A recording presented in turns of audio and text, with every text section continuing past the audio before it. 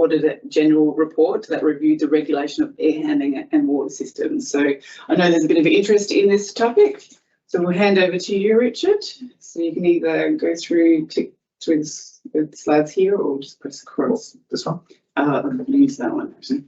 That one? Yeah. Okay, so we've got the technology worked out. Hi, everyone. Look, thanks very much for putting up with me for a little while. This is an interesting experience for me, just looking at a screen and not human beings, so rather odd. So look, let's talk about the Auditor General's findings, and this will also roll on into the revision, stage 5 revision of the air handling water system regulations. We have two things that are running concurrently, both the review of the regs and, of course, the Auditor General's findings, and they intertwine, and to a point where it sort of tends to get a bit confusing. The Auditor General came after we had gone public with our review document asking for submissions to the legislation. But the findings are still worthy of review, and it's a good read. The auditor correctly found that the actual risk posed by Legionella is low. Thank goodness we don't have a great deal of death and dying in the streets. So it's not something that is front and centre. But the thing about Legionella is that there is this outrage factor. People don't expect to die just because they breathe. So it has one of these situations where low likelihood but high emotive consequence anyway. So what we've endeavoured to do in the regulations, and I'm going to sort of switch between, because we are in an in-between time with the old legislation and the new legislation. So we're in this sort of changeover period. And what I'm trying to do is steer the path that covers off a transition to new. It also fulfills the recommendations of the Auditor General, but of course, realising that we're constrained by the existing and our current legislation. So it's sort of a bit of a tricky one. We know that Legionella is an opportunistic microorganism. It will take advantage of anybody who's immunocompromised. So obviously hospitals, aged care settings, and settings wherever, and anybody who's immunocompromised, they're the people who are most likely to be infected. So the one thing that the Auditor General found was that the current regs don't specify. And in fact, look, I was involved, realised how long I've been in this place, way too long, because I was involved in the generation of the first round of regs. And the regs don't specifically cover hospital and high-risk groups. They were generic. At the time when we were all racing around thinking that the end of the world was to occur, developing the air handling water system regs and writing AS 3666, the Australian standard, we were responding to an emergent problem. So we didn't actually get down and say, well, look, these are the particular groups that we should be focusing on. We just made a generic document. And the Auditor General's picked up on that and said, look, you're not focusing on the right places. And the new regs that we're promulgating actually change the old and do focus on the risk ratings, because of course our new Public Health Act is a risk-based act. The other thing the Auditor General discovered, which was absolutely accurate because we knew this anyway, was that the local government and the department don't have accurate records in terms of what's there. And so one of the fundamental things that we've really all got to do as we go forward is to identify where these things and places are, because you don't know where, if you've got a problem, unless you know exactly where it is and what it is and how it's being used and managed. And so you'll see that those are in fact the fundamental aspects and tenets of the new legislation. And of course, because there's limited information, there's limited regulation, there is, and of course the auditor did exactly what they're supposed to do, and he said, well, there's inconsistency, and it's absolutely true. Some local governments are good, some are bad, some parts of the health department are good, some are bad. There is no consistency. It all depends on experience, depending on whether people are being beaten up by an outbreak or not. And I suppose really what this session is to do, and why I'm keen to do this, is to provide that last part, which is the education guidance, because I believe that perhaps we don't really know what it is that we really are supposed to be looking for, and we should just ignore them. So the auditor went on to make further recommendations in terms of what the health department should do. So this is my mantra. That's what I have to do for the next 6 months to a year, if not longer. So I've got to obviously review the current guidance to industry. This is what we're doing with the regulatory review. We've got to go through an education program, and I suppose this is part of the initial part of the stage, although we will go and do a lot more in terms of getting down into the weeds of what an air conditioning system looks like and or a warm water system and how they operate. And then the final recommendation of the auditor, which I think was a relief to our science and policy group, was to split the implementation of the environmental health regulation package, because it was all just too much to try and swallow in one go. And I think that was a very wise recommendation. And in respect to local government, develop a standard way of gathering information, because what we're looking at again is this base question is, do we have a problem? Where are these potential problem places? What do they look like, and how they manage it? So the idea is to introduce a risk-based monitoring compliance process, which again is in quite alignment with the proposed draft regulations. And so what the Auditor General, and I've taken this as a direct lift out of his report, or her report, is a model of what the regulations actually look like. And that is that we will develop a central register for all systems, and that there will basically be a split system split between local government and the health department. And I'll detail that a little bit later on. But there'll be the twin systems, and effectively it's risk-based. So let's just have a closer look. For those who have been, seen, done, the next couple of slides are probably going to be as boring as that, whatever, because you've already been there, seen there, done it. But for those who haven't, it's always very useful to actually get to grips with some words, because the words are in fact the key, and it explains exactly what we're talking about later on. So we're talking about an air handling system, and for that you have to go to AS 3666.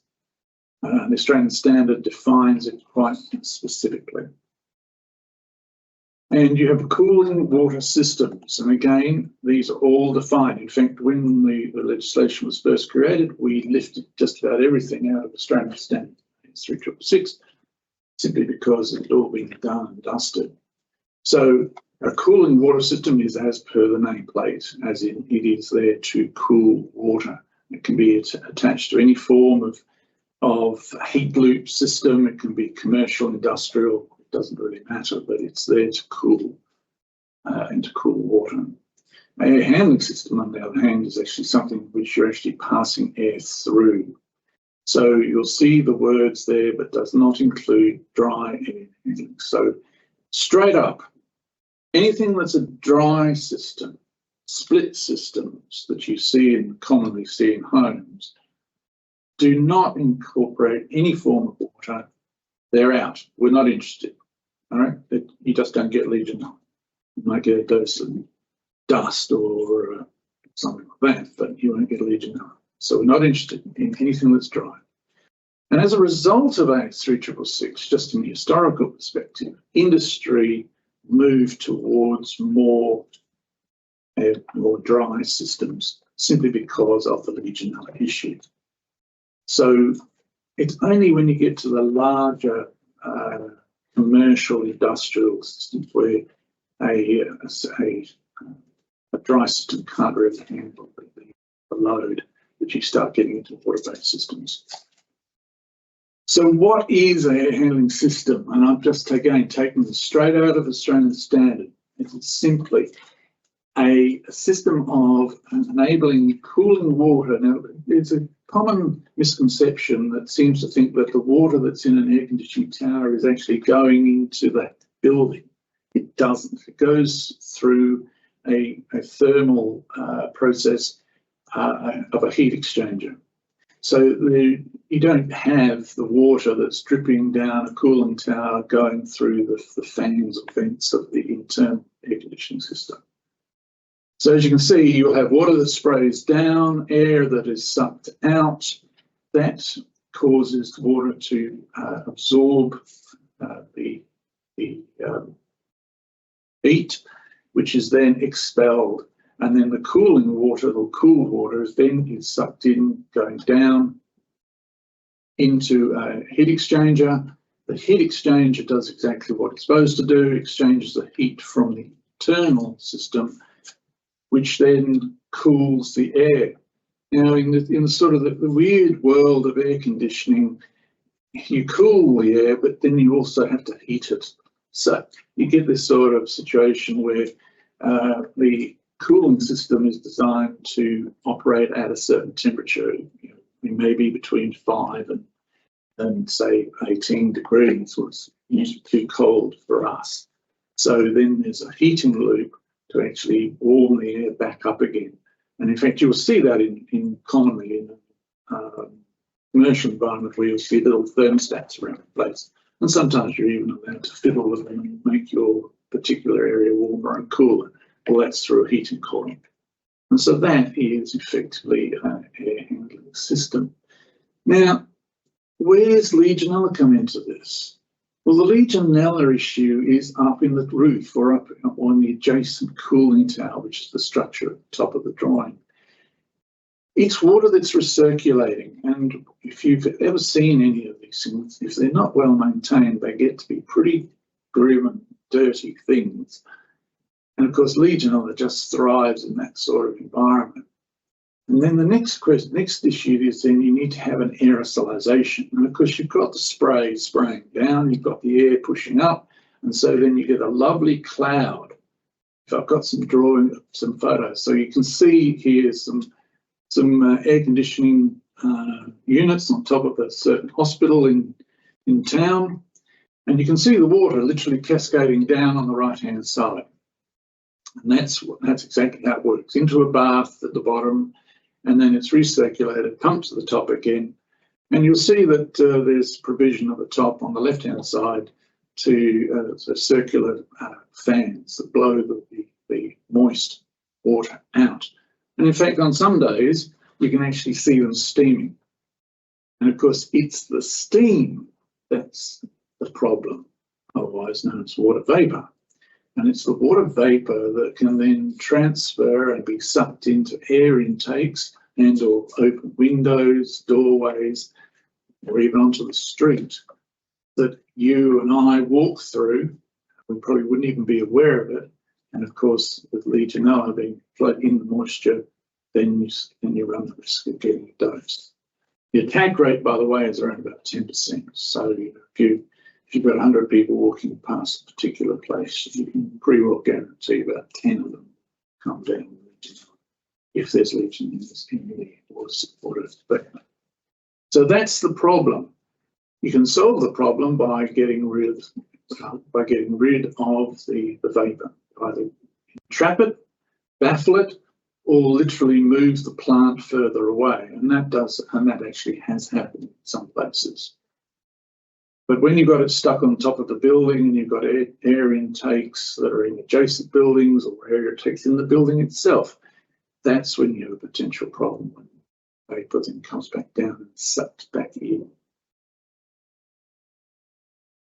The other definition that you hear is a humidifier, and I specifically noted humidifiers because we've identified those as a potential issue in the new health and water system. After the heating coil in air conditioning systems, because air conditioning usually takes out a certain amount of moisture, just like in a fridge, where your fridge will ice up. It's that water vapour coming out of suspension in the air and then condensing. And in fact, you'll see on the bottom of the drawing there's what's called a condensate tray and a drain, because the air is dry.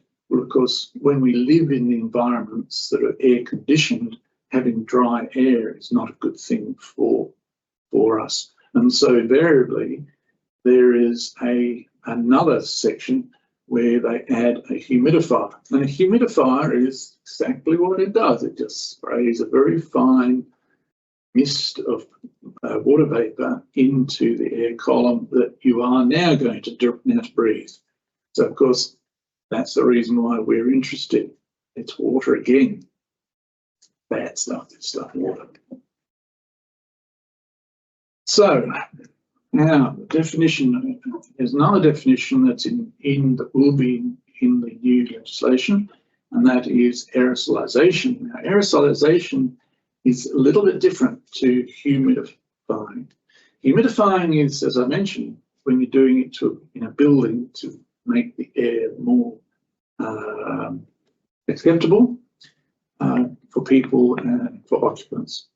But an aerosolization system is what you commonly find around a beer garden, or even in a Coles or a Woolies, where it's putting out a fine droplet spray to cool the area that you're sitting in. Now, this is a potential risk. There is a potential risk, but to my knowledge, and Yala may well speak later, may be able to give us some more information about it, but I'm not aware of any cases associated with we have. Yala's nodding, we do. Okay, we do.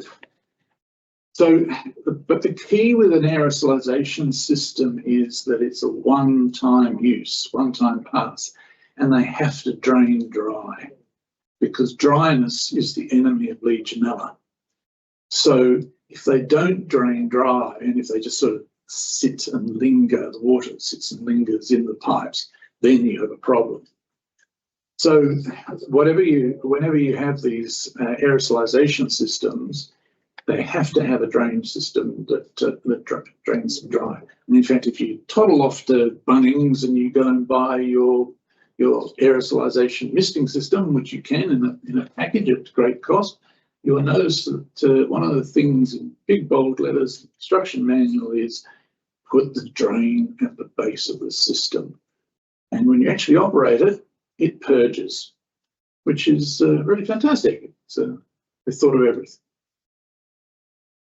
What is a water system? Now, a water system obviously is something which is distributed throughout a building. So we're talking about plumbing.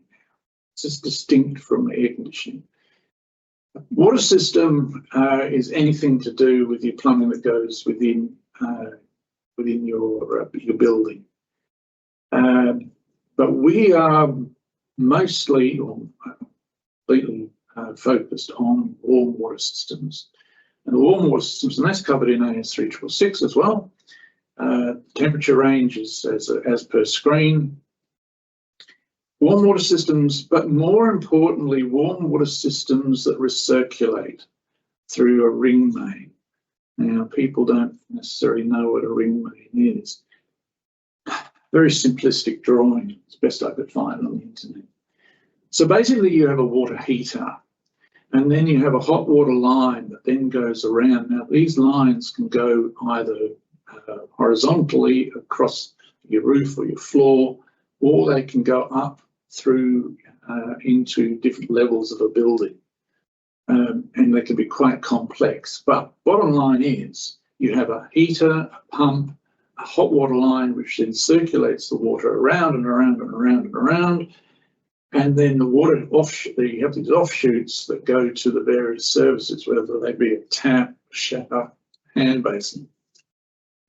And then at that point, the water is then invariably cooled with what's referred to as a TMV, and I'll come to TMVs in a moment.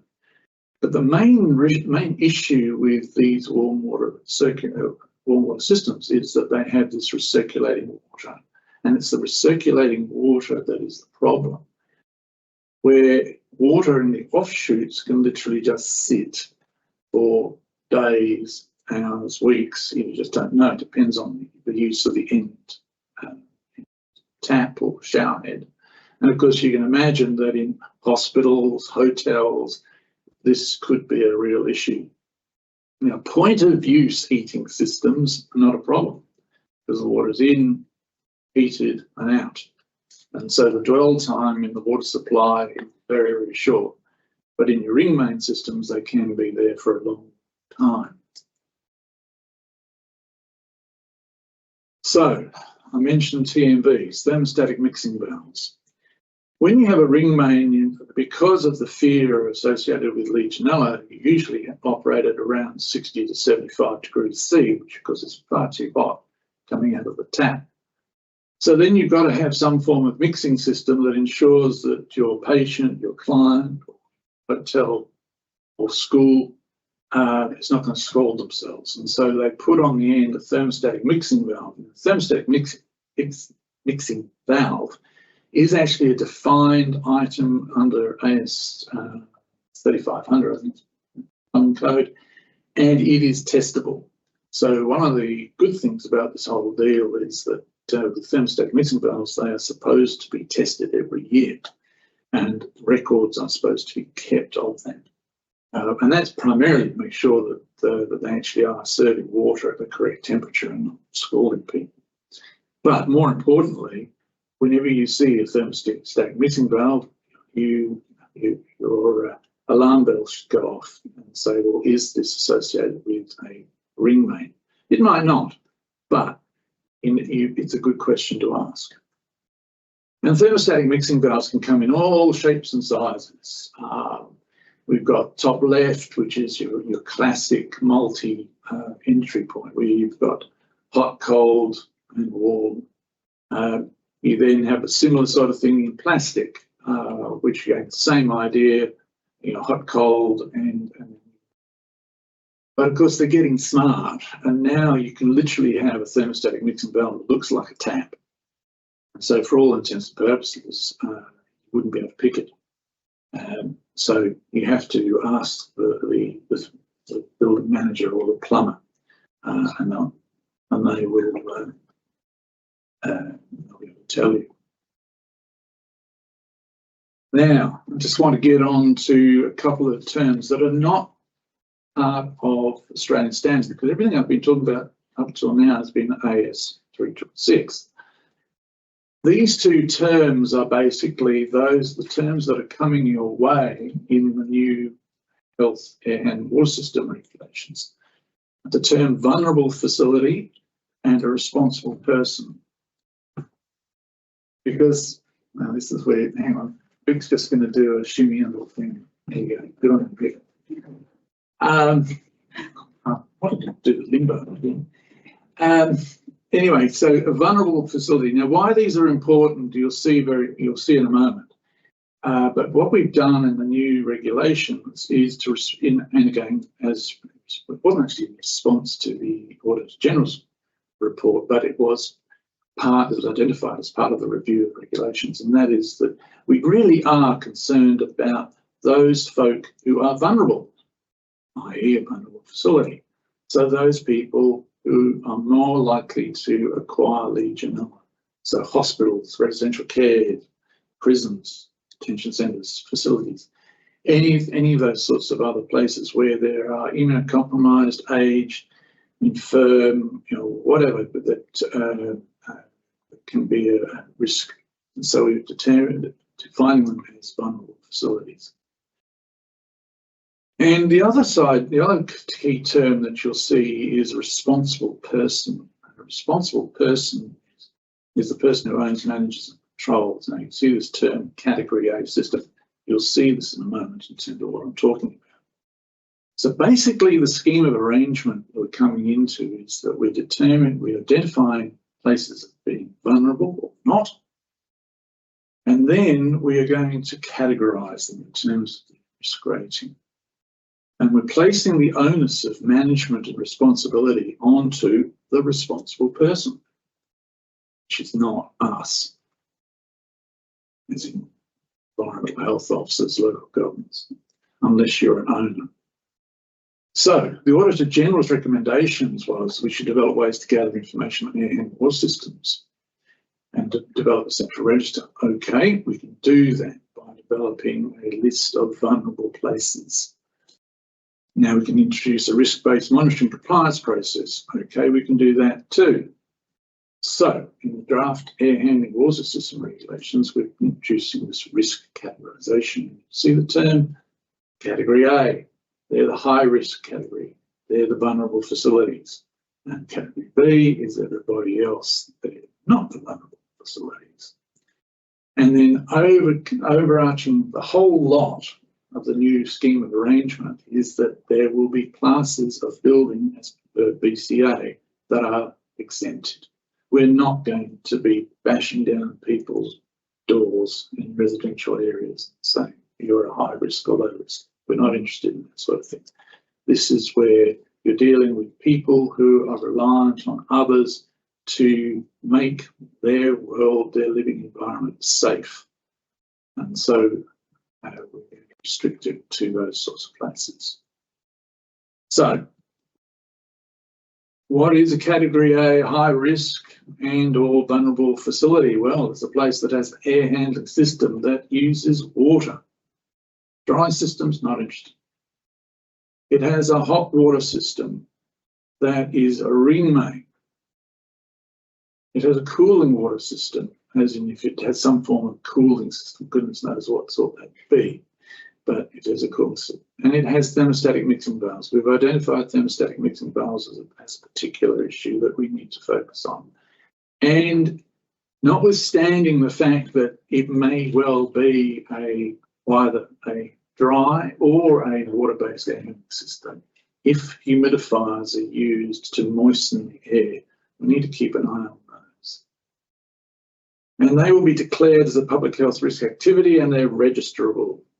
And the registration will be per premise so that we're not going to be worrying about multiples of anything. If you have 1 or 101, you'll be registered, one registration. But as part of the registration, you'll also be required to identify the individual items, whether they be TMBs or ACs or whatever. And then a set of operational requirements are set out in the regs. And as I mentioned, BCA classes exemptions apply. So what about category B? No registration at all. We're not going to do anything. Why? Because under the new Public Health Act, there's a general public health duty. And so that will apply to all category B systems. People who operate those things will be covered by a general duty clause. And they will have to make sure that they comply in their own way. Failure to do so will be a breach of their general duty. And again, we'll have guidelines in terms of how to exercise their general duty requirements. And again, BCA exemptions apply. What are the exemptions? Class 1A, 4, 10, and B, 2, 3, single occupancy. So I can't remember what they all were. Can you remember what I put down the bottom there? I've got my little notes down the bottom here, but basically residences and car parks. Oh, don't touch it. Bree was going to go and touch something there. So you can see that those classes, and effectively we're bringing across the same, very similar exemptions to the original regulations, but brought them up to speed. BCA classifications. And who are going to be enforcing all this stuff? Well, the Chief Health Officer is going to be responsible for all Category A systems serving vulnerable facilities, state-owned infrastructure, and any system that's not located in a government district. So any hospital, school, prison, oh God, you know, all that sort of stuff that is state-owned, that's with the Chief Health Officer. I'm still trying to find my cloak so that I can run around the state with my Superman thing. I'm not quite sure how we can do it, but that's what our responsibility is going to be. So what's local government going to do? All other Category A systems, right, noting the exemptions. So that is that you're not interested in the BCA exempt ones, but you will be interested in anything that is a vulnerable facility that is not state-owned and is run by a private organisation or even by council. And of course, council-owned buildings are involved. And then the 3, 5, 6, 7 and 8 buildings, of course, are in court as well. So, before you throw your hands up and go, oh my God, what are we supposed to do? The reality is at the moment we're still working in accordance with the old, under that Health Miscellaneous Provisions Act, and we're still working with the old air handling water system regs. The new regs haven't been promulgated yet. In fact, they haven't even gone past Parliament yet. So we're working towards a new state where, in preparation for the new regs, working positively that these will go through. So the real job for the government is to develop a system of information gathering. Let's find out what actually you have on your books.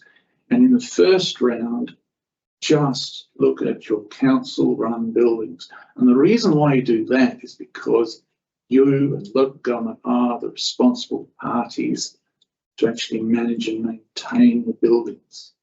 So in the first round, you can look at what you are responsible for. Just like we've gone through and looked at what we're responsible for, and we've gone through our 86 hospitals. So you've got to go through that.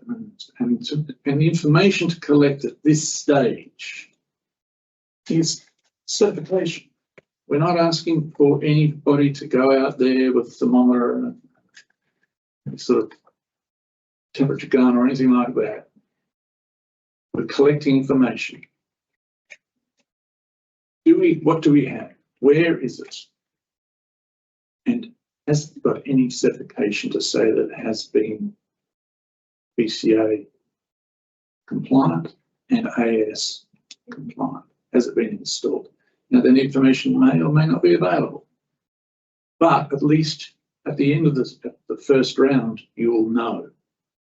You'll be in a far better position to actually move to a point when regulations come into effect. What is it that we've got to do? Well, we've got to go through the current guidance, industry local government, which is what we're doing. We will have to develop, and we will be developing an application program to help everyone out, both on local government and of course in industry, because the new regs do change the emphasis. It places far more emphasis on responsible persons, people who are going to have to manage their systems, manage their buildings. So of course the first question they're going to ask is, well, what do I have to do? And so we need to provide that education program to say, well, this is what you've got to do to exercise your duty of care and of course your statutory obligations, depending on whether you're Class A or Class B. And we've got to maintain a central register of air handling water systems. And that's why Nimi is my best friend. She's going to write a lovely computer program that's going to do this all for us, I hope. So the next steps for us, for me at least, is I'm in discussions with Parliamentary Council right now. Got the first draft of the regs. We're going through that sort of to and froing. Once the regs are at a state where they are ready, they will then be presented to the Minister for Health for approval. Now, working on the basis that the Minister for Health does approve them, because of course she might turn around and say it's a crop of rubbish, go back again. It will then go to Executive Council for scheduling, for tabling in Parliament. And then, of course, once it's in Parliament, it's open for anybody to have a crack at it. So this is what I mean in terms of the new regs. We've got no guarantee at this stage that what we seem to think is nirvana and perfect will actually come out the way we think. We hope, we recommend, but this is the way of the democratic system. And then if there will be, we'll go through royal, once it's gone through Parliament, it goes through the royal assent, and then there's a 12-month period after Gazette.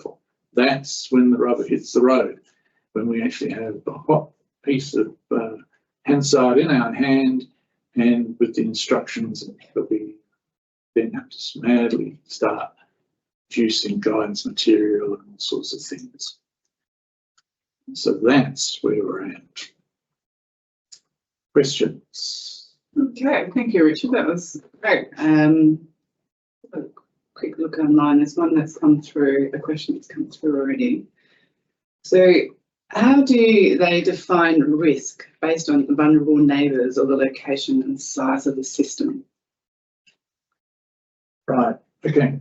The risk has been defined on the apparatus itself. So if you are, and not only the apparatus, but also the occupants. So if the facility has vulnerable persons, it will be defined as a high-risk facility. Now, that's an interesting question in relation to what about neighbours. The regulations only consider the actual building in its encapsulated form. It doesn't consider neighbours 4 or 5 k's down the strip, which I know caused a problem with the original air hand water system regs, where you were supposed to do a view, or take a view of all the buildings around. Of course, everybody prepared ends up in horror. No, this one is purely a individual lot building based perspective. Okay.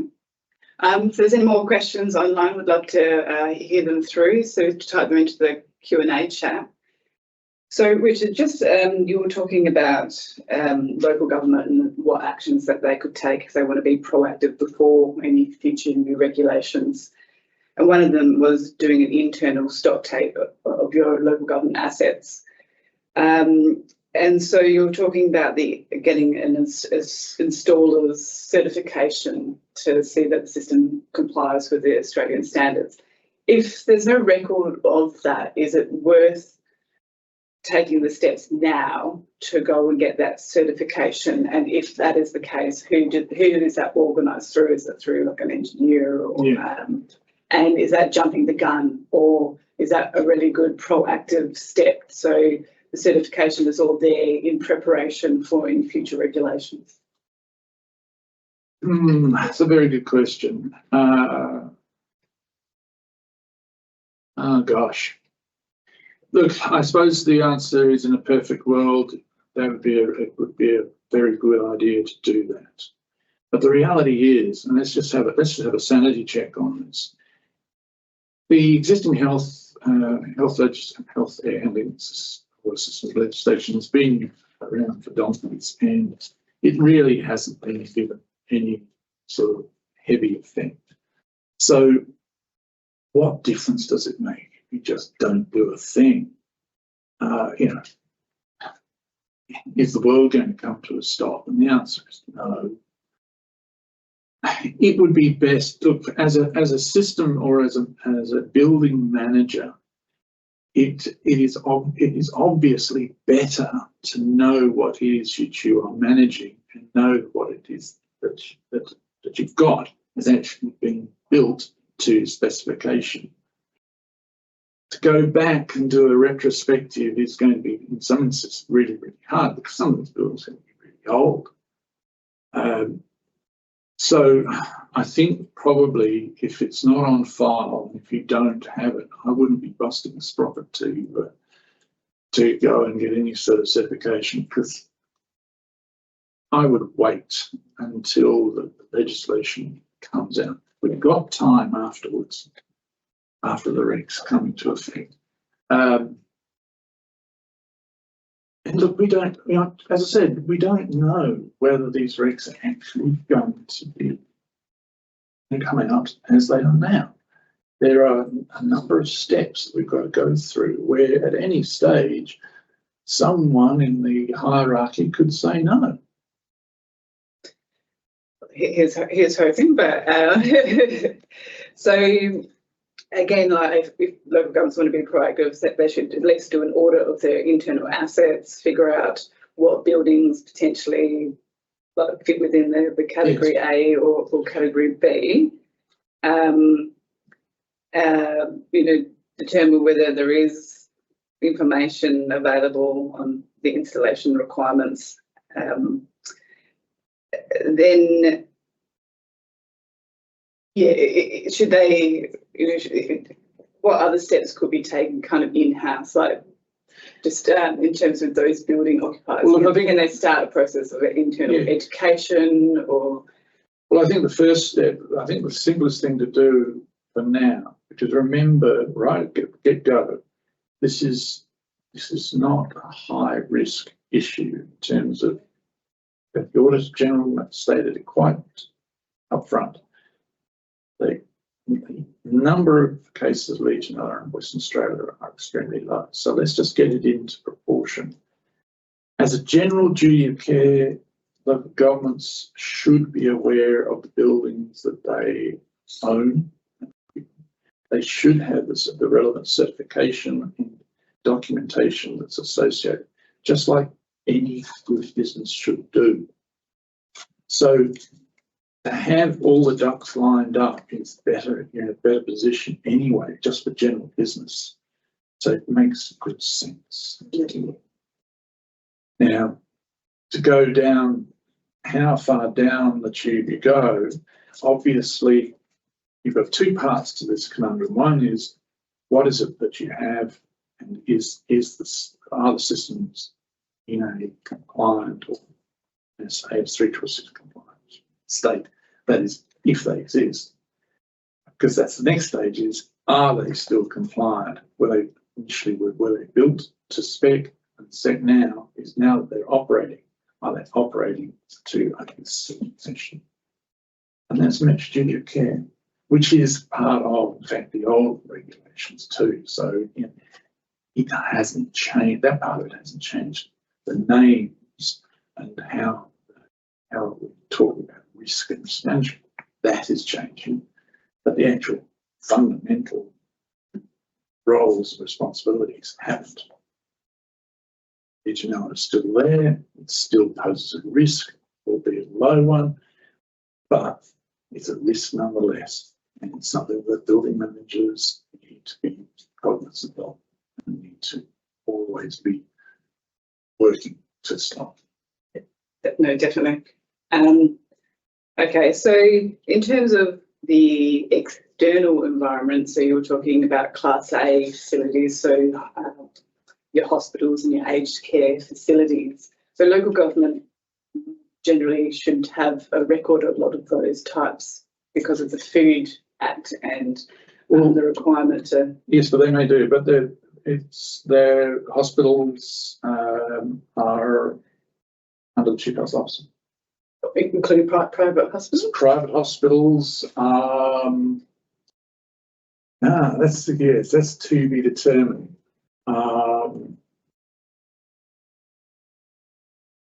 Probably. Under the department. Probably, yes. And the simple reason is that they're of such size and complexity that, and to be honest, there aren't too many of them. They come to us anyway. So we'll just incorporate them. Okay, I guess that's not a guarantee because, as you said, at the end of the day, the regulations. That's right. Once they go through that parliamentary system, we don't know what the end product will end up being. But yeah, I guess that's probably good from a local government perspective. Those types of high risk. The local government are going to have enough on their plates in terms of dealing with your shopping centres and building, just general office buildings, and all that sort of stuff. Again, identifying the ones that have got water-based systems. So not water-based, not interested. Okay. But your presentation has, provided a good overview of what local government might be able to consider doing now or what's coming into the future. But during this interim period, will there be any guidance provided to local government? One of the functions we've got to go through is the review of our information on our web, which I've asked some of the crew in here to do, with a view to actually making it, if need be, making it a simpler read and a little bit more detailed in terms of, picked up a comment from the Auditor General in terms of the level of understanding of what air conditioning and water systems are. So to try and sort of tease that out a bit more so that it becomes a lot more clear what it is that is in scope and what is out of scope. And so, yes, that work will be done irrespective of legislation. It's just simply because it is necessary anyway. Okay, sorry, we've had a few questions come on board that haven't been showing up. Let's pull that down.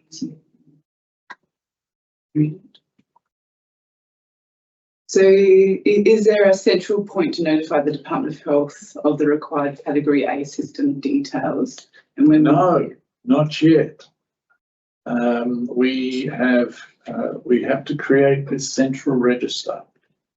And whilst we have a central register of all hospitals, which we've created, we have not created a central register for sundry. Do any of these systems use UV treatment? And if not, can they be implemented to the system?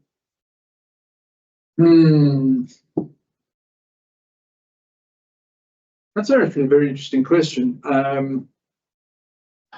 UV treatment basically requires water to be relatively clean, and one of the things that you notice with particularly with your recycled water cooling towers, they get pretty murky. I suppose if there was sufficient filtration, a UV system could work. One of the major hesitations is that UV is only point contact disinfection, so there's no residual. You see, the trouble with disinfecting air conditioning towers, particularly with something like chlorine, is that you then have issues with pH, and pH then introduce issues of corrosion, and corrosion is one of the nightmares of any air conditioning tower manager, because obviously water and metal and rust, and you just simply don't want something to cause additional corrosion. So there is this tension between adding chlorine to disinfect and causing corrosive effects. I suppose the direct answer to UV is hesitant, okay, but with some real questions about the clarity of water and whether or not the water that's been recirculated can actually be maintained in a clean way. Otherwise, the UV is just simply. And so will the department be providing any initial guidance on the likely requirements of the new regs? Absolutely. Yes, we have to. Or when? When you know what the regulations say. Yeah, it's difficult to provide that guidance up front, even though we all want it, including us within the Department of Health. But through that drafting process, there's continuous changes, and you might have draft 1 and you get to draft 15 before you finalise that regulation, and then it needs to go through Parliament to be debated, and so yeah, it's like because of all those changes that it can be difficult to provide that in early guidance.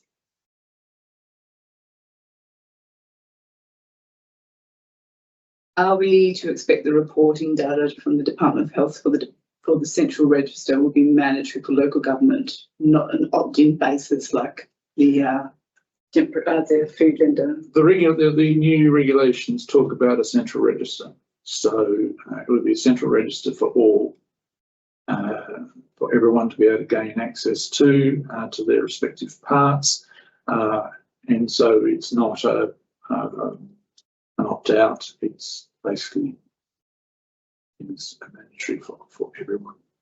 And so was the expectation that local government would be the ones submitting the data based on their records, or for the proponent or the responsible person? I can tell you the dream, but the dream and reality I fear are going to be completely different.